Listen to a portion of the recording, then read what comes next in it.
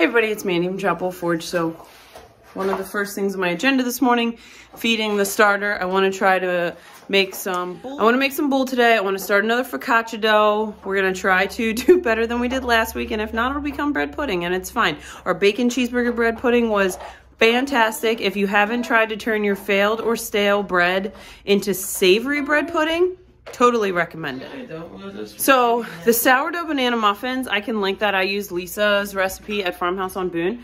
They're fantastic. Bud and Zad did like a triple recipe so that we had them for the week, and they are so good. They did the crumb topping on some and not on the other. We had a little icing left in the fridge that we had made, so they put that on top.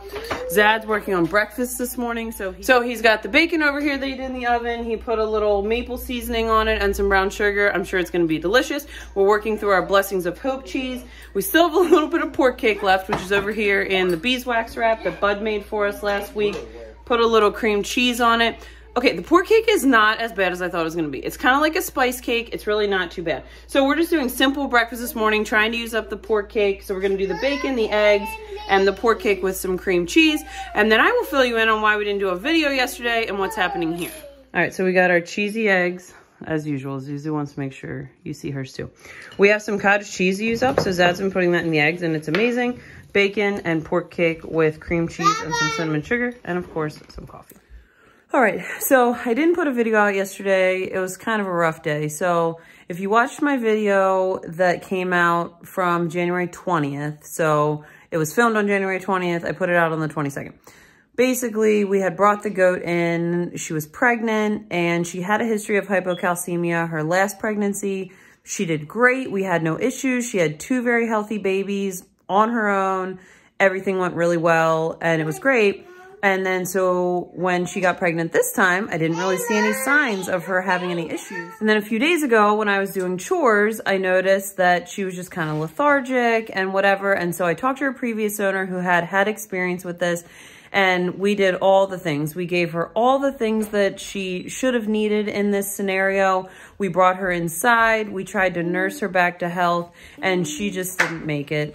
She was over 9 years old. This would have been her 8th kidding. And she had that complicated health history, and she was a great goat for us. We learned so much from her. She was a great goat for us. We got to experience our first kidding with her. Our kids, our human kids, learned so much from having her on both our homesteads. We brought her from the other homestead.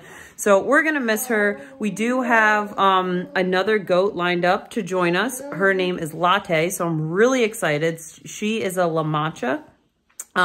She has amazing bags. Like, she just looks like a super healthy goat. And I'm getting her from a friend who has raised goats for a really long time. I really trust her. And we'll have a buck coming also named Sunny, and he'll be able to breed Latte. They're both standard sized goats, so they'll be awesome. And I'm sure I'll be showing you them as we get there. All right, so I'm going to make some yeast bread today, and I'm going to start 2 boules. Obviously, a loaf of yeast bread is going to be ready like in a couple hours or sooner, and sourdough is not going to be ready for like a day or 2. So I haven't practiced too much with yeast bread, and while I wanted to really master sourdough this winter, I also thought it wouldn't be a bad skill to have in my arsenal to know how to make yeast bread really well too. We have plenty of yeast on hand, so I might as well work on that. I'm going to use Ruth Ann Zimmerman's recipe, so I can link that in the description. But first, I have to refill my flour bucket from the kitchen. I've shown you this before. This is my barrel of flour. I'm trying to work through this barrel and then transition to freshly milled flour. But I have this barrel that needs used up, so we might as well do that. And I don't have an electric grain mill yet. And if you've milled grain with a manual one, it's a fun little, like, you know, thing. And if things got bad, we'd have it. But it is a lot of work and very tiring, and would not be practical for like making multiple loaves of things a week or things that would need flour. So for now, we'll just work out of these barrels. I need to get this refilled, and then we'll go back to the kitchen and start working on some bread. I also have a barrel of dark rye flour, so I'm going to take a little bit of that with me to put into my sourdough. I've been doing a lot of research about rye and how adding rye in can really help, so we're going to add some of that too, but I don't have any in the pantry ready to go.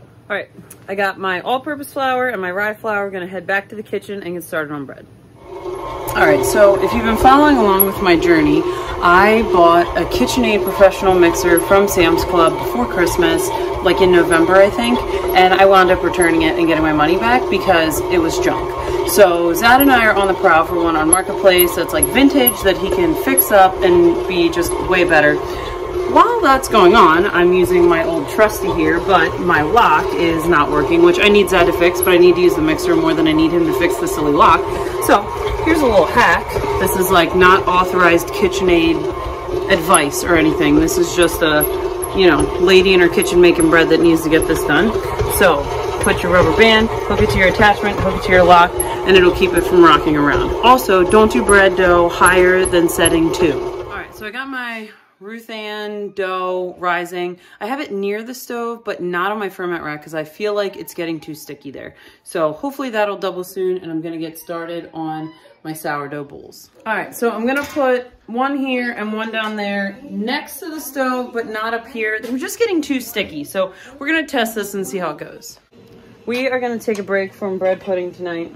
We definitely have enough to feed us tonight, but everyone probably needs a break from it. So we're gonna do white chicken chili. I was inspired to make this by Jess Sowers at the Farmer's Table. My mom made white chicken chili all the time when I was a kid, and it's one of my favorites, and she still makes it for us often if we eat dinner at their house or whatever. So I don't have a recipe for this. I just throw in things. I never use a recipe for chili.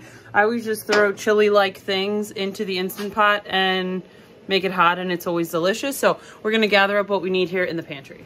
I'm getting to the point where it's getting increasingly challenging to find spots to shove empty jars. I mean, it is that time of year, and it's a good problem. I don't typically tend to fill jars as they're coming off the shelf because I know I'm gonna need them soon. I was gonna do some beans and meat this winter, but I really got focused on baking, which is fine. I really, really wanted to learn baking, and that's something that I've really been focused on, as you know, if you've been following along. So now that my handy Dollar General basket is empty, we'll go shopping. So I was gonna do this in the Instant Pot, but frankly, as hot as the coal stove has been, I can heat this up because it's already, it's only 6.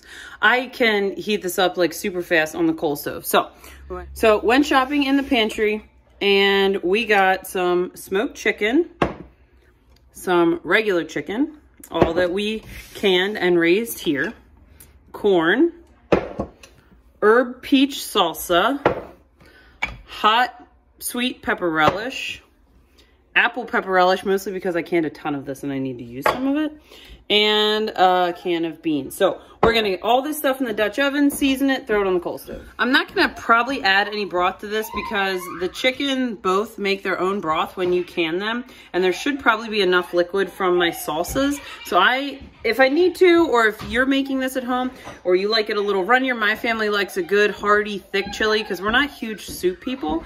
So you could add some broth to this if you wanted to stretch a little bit. If you wanted more of a soup and less of like a thick chili, you could totally add some broth. All right, so we got our chili mixed up here. I got my spoon ready. We'll stage the spoon at the stove, get the Dutch oven on, and then dinner will be hot and ready whenever we want it.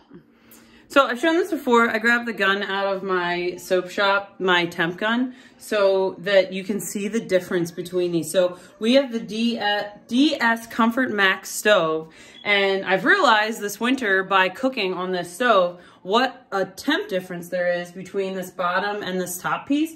So if I'm doing like a slow soup or whatever, I definitely need to have something that has like tomato in it that could burn. I'm always doing it up top because I don't know if you'll be able to see the screen on camera, but down here it's running at like 350, 360, somewhere in that ballpark. And up top, it's only running at like 265. So I've noticed that if I keep stuff up top, I definitely don't have to babysit it as often. So just a tip, if you have a coal stove or a setup like this with a double layer, this $10, $12 temp gun is not a bad thing to have so you don't burn your food. All right, so I got the chili plated, Bud's putting a little bit of yogurt on, which doubles as sour cream when I don't have sour cream ready. We have some tortilla chips here that expired in like August, so they need used up. And the only bread I have right now is sweet bread. I don't have any like plain or savory bread, so this will be perfect. And this chili smells so good. It only took like 45 minutes to get totally hot on the stove. And this is why we keep all these convenience foods on the shelf, like home canned beans and home canned chicken and all these other things. Why we make yogurt a gallon at a time. It has multiple uses. So I am really excited to eat. All right, so I mentioned, and if you've been following us for a while, you already know this, I make a gallon of yogurt every week. I make it in the Instant Pot. It's super quick. It's literally 4 steps, and you can make a gallon of yogurt for the cost of a gallon of milk. So for us, that's $5. We pay $5 to get raw A2 Jersey milk. So Bud knows how to make yogurt, so I put him in charge of making yogurt tonight. I pulled off his half cup. The little bit that's left here, I'm just gonna put in this container so that he can use this insert. And then tomorrow morning when we get up, we'll have yogurt ready, which will be awesome. I didn't realize we were this low, so it'll be a good thing to get it started tonight. All right, so I'm doing 2 sourdough loaves. I have a cheddar everything bagel seasoning and a chocolate, so I'm very excited. So I'm in the middle of doing my stretch and folds, and I will show you what these look like tomorrow. I think we're gonna call it a wrap for today. Pretty productive day. Zad got all of the supplies he needs to do these projects, with the exception of like one thing that we didn't realize that we needed, but it's fine. We'll get it later this week. And my office is almost clean, so I'm really excited to show you the short-term pantry when it's done. And we'll see you guys tomorrow.